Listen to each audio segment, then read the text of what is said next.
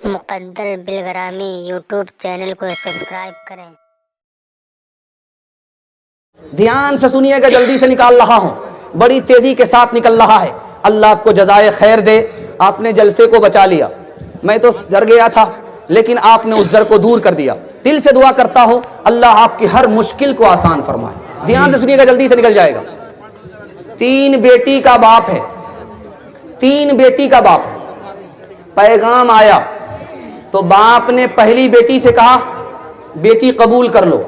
तो लड़की ने कहा मैं कबूल नहीं करूंगी। कहा क्यों?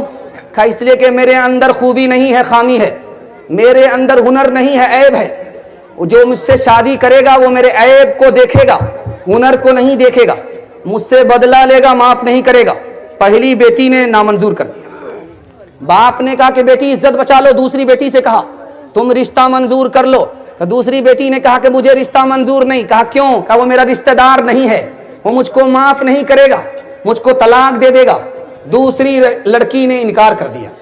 अब बाप खड़ा है छोटी बेटी के सामने कि बेटी पगड़ी की लाज रख ले, रिश्ता मंजूर कर ले। तो उस लड़की ने कहा अब्बा हुजूर मैं इस रिश्ते को मंजूर करती हूं। कहा कि क्यों? कहा इसलिए कि मुझे अल्लाह पर भरोसा है, मुकद्दर में अगर नफा है तो रिश्ता बाकी रहेगा, कोई तोड़ नहीं सकता।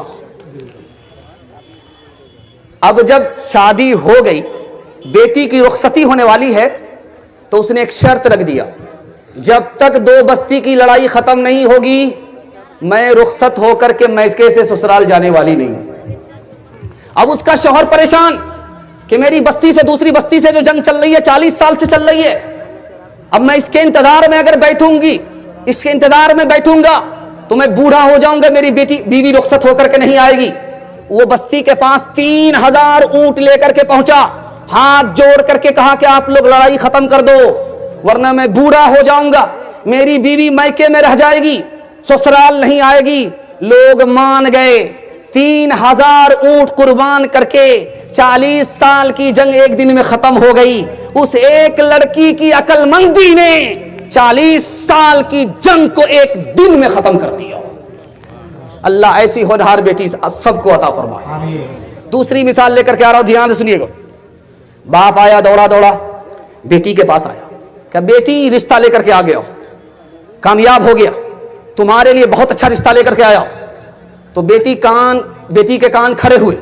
बेटी ने पूछा अब्बा कहां से रिश्ता लेकर के आए हो, कैसा लड़का है, नमाज पढ़ता है? कहा बेटी नमाज नहीं पढ़ता, दायां बायां पढ़ता, क्या फर्क पड़ता, मालदार है।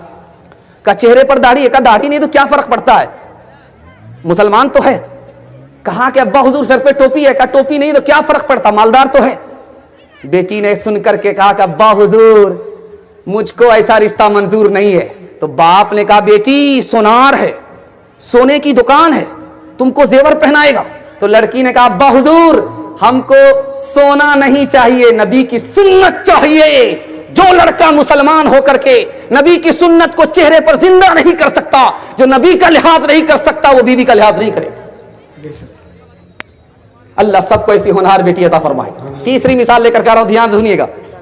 आप देखेंगे औरत को जिसका बेटा ज्यादा काला होता है वो उसको ज्यादा साबुन लगाती है, 72 मरतबा साबुन लगाती है कि किसी तरह ये गोरा हो जाए। लेकिन वो साबुन तो काला हो जाता है लेकिन वो गोरा नहीं होता।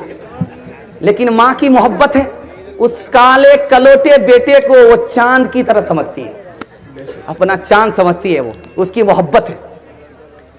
लड़का दरवाजे पर दस्तक दे रहा, बाप निकल करके आया, देखा कि बिल्कुल काला कलोटा गुलाम है, खड़ा है। कहा किस लिए आयो? क्या तेरी बेटी से रिश्ता मांगने के लिए आया। कहा आईना में जरा चेहरा देखा है, मेरी बेटी से आ गया रिश्ता लेने के लिए। मेरी बेटी खूबसूरत है, तू बदसूरत है, मेरी बेटी आजाद है, तू गुलाम है, कैसे रिश्ता दे सकता हो, चलो वापिस हो जाओ। बेटी सुन रही थी, कहा अब्बा हुजूर उसको वापिस मत करो, उसका रिश्ता मुझे मंजूर है।